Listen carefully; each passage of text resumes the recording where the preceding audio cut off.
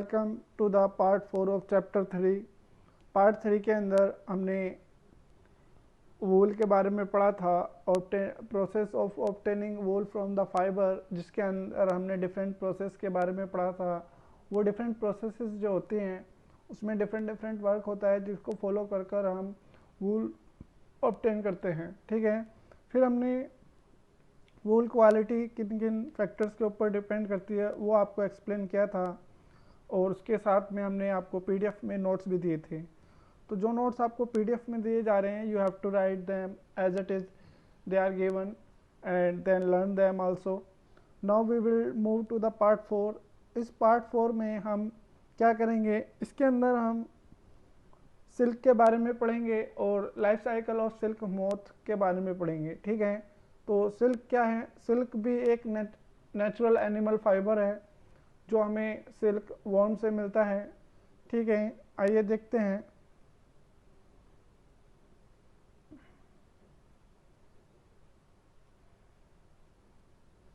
Silk silk is a fine strong soft and shining fibre obtained from silk worm.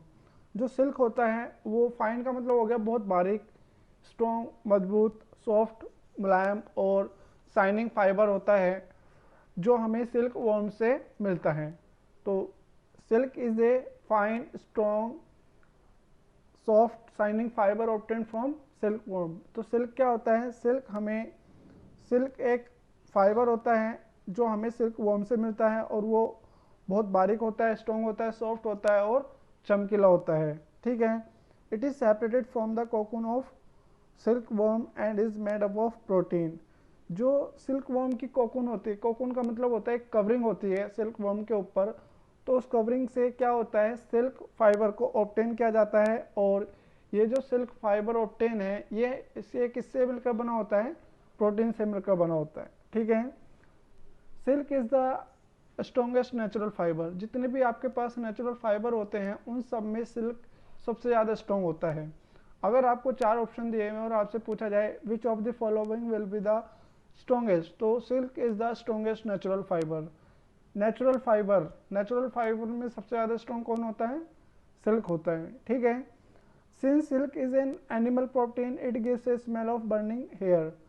क्योंकि silk क्या है? एक animal protein है, इसलिए जब हम इसको बर्न करेंगे तो इसमें बालों के जलने की जैसी स्मेल आती है, क्योंकि बालों के अंदर भी प्रोटीन होता है और सिल्क के अंदर भी प्रोटीन होता है। तो अगर हम किसी एक फाइबर को जला रहे हैं और उसमें से बालों के जलने की स्मेल आती है, then the given fibre is the silk fibre. ठीक है, ये सिल्क की आइडेंटिफिकेशन के लिए यूज किया जाता है। ये जो हमने आपको क्वालिटी बताई है, ये क्वालिटी सिल्क की पहचान करने के लिए की जाती है कि अगर आपको कोई भी एक अननोन, जिसके बारे में आपको पता नहीं है, एक ऐसा फाइबर है और आपने उसको जलाया और उसमें जलाने के बाद बालों के जलने की स्मेल आती है, तो आप बता सकते हैं जो गिवन आपको फाइबर है वो सिल्क है। ठीक है, it is a costly fiber because of its natural shining appearance। जो नेचुरल सिल्क होता है उसकी कीमत बहुत ज़्यादा होती है। क्यों होती है? क्योंकि उसके अंदर एक नेचुरल शाइनिंग होती है। ठीक है, उसकी जो अपीयरेंस होती है एक नेचुरल शाइनिंग होती है, और जो टाइम के साथ कभी भी कम नहीं होती है। तो इस शाइनिंग की वजह से जो सिल्क होता है उसकी जो कॉस्ट होती है वो बहुत ज़्यादा हो जाती है। ठीक है, silk fiber are converted into silk yarn which is used for making silk cloth. This silk cloth is then used for making sarees and other dresses।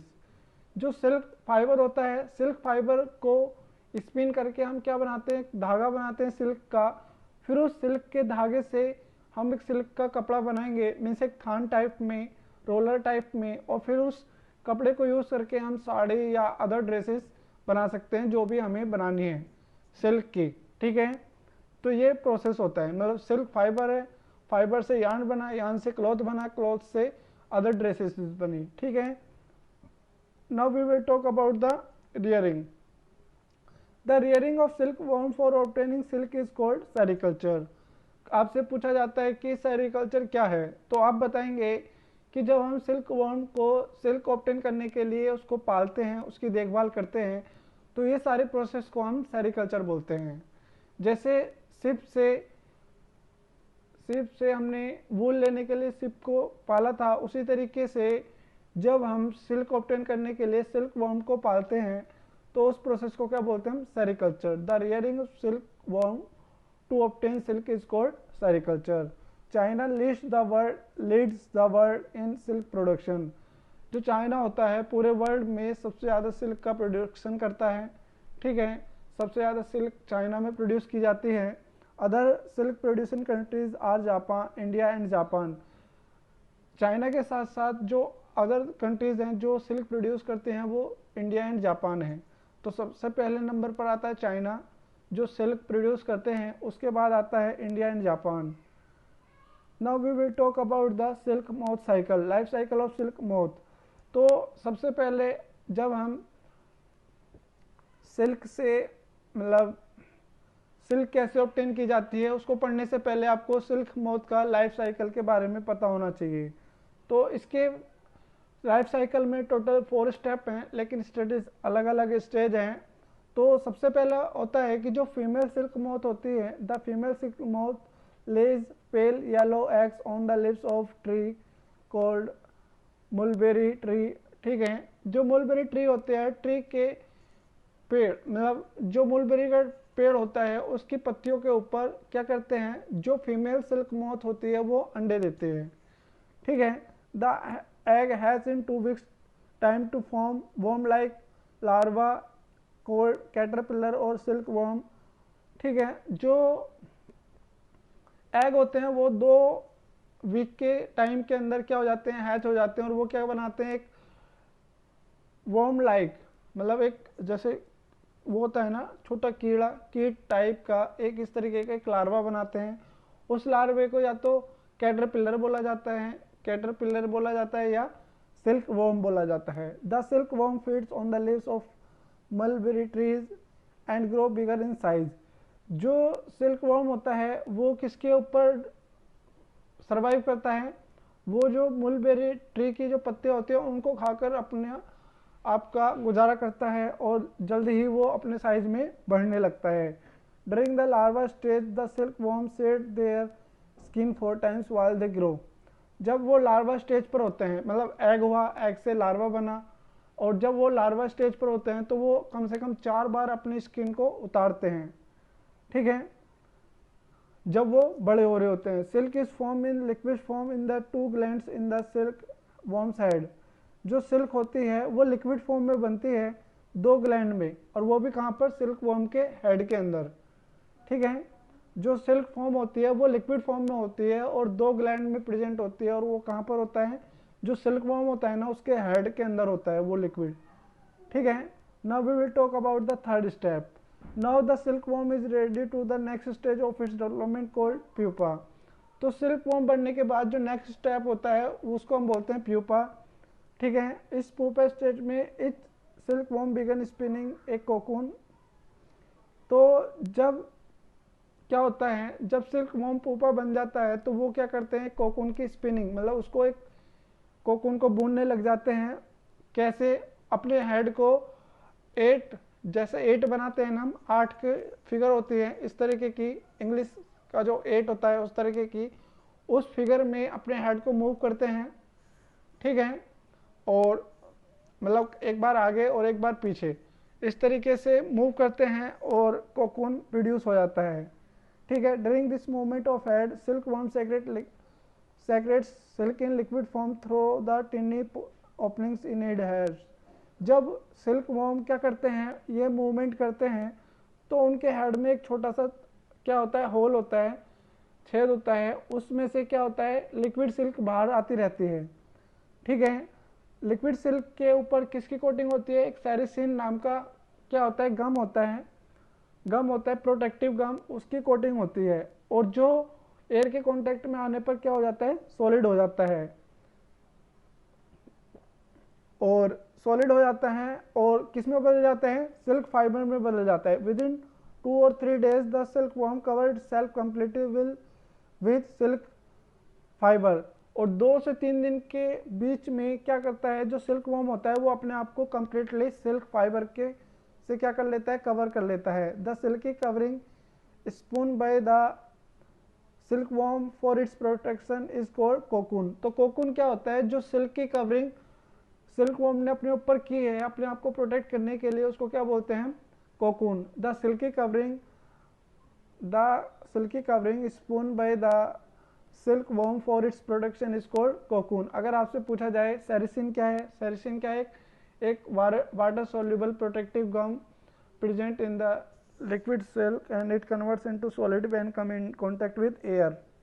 ठीक है, जो सेरिसिन होता है वो एक तरीके का लिक्विड क्या होता है, सिल्की होता है। The cocoon is made by the silkworm to protect its development as pupa.